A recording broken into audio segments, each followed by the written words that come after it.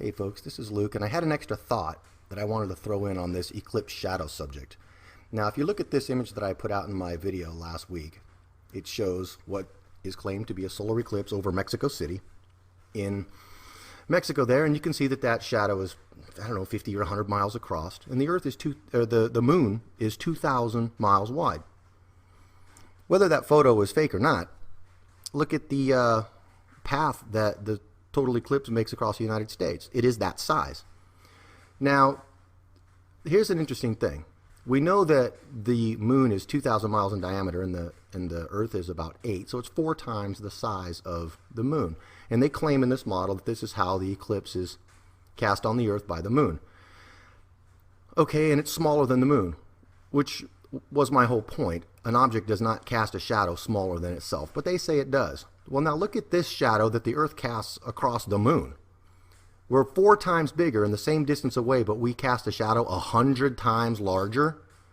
If you take 2 objects that are a 4-to-1 ratio and you hold them up against the wall with a bright light, you'll see that the shadows are proportional to their size. So how come the Earth is casting a shadow on the moon big enough to cover the entire moon, but the moon, which is 2,000 miles across, casts a shadow that covers Mexico City? That doesn't really make sense. So I don't claim to be an astrophysicist, but I can tell you, when I look at this, it really makes me scratch my head and say that something's not adding up.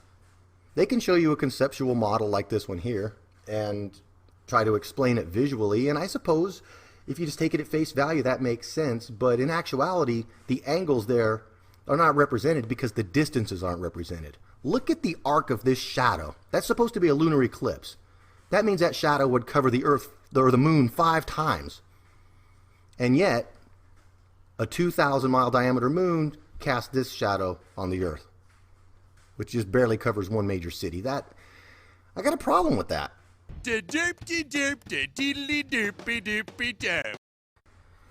And one last thought on this image here. Wouldn't this image imply that if that moon wasn't in the way and you were on the Earth, the sun would look huge, bigger than the moon?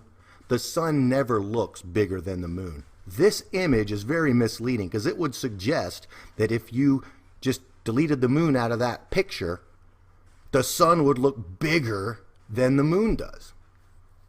It doesn't. First, this is near. Right here, near.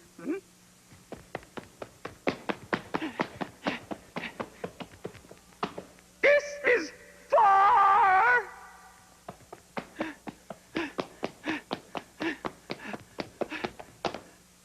This is near. You see? Oh, okay, I'll do it once more for you, okay? Okay. This is near.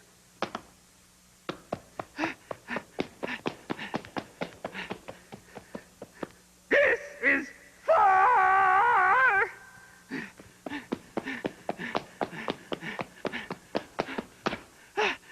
And this is near again, okay?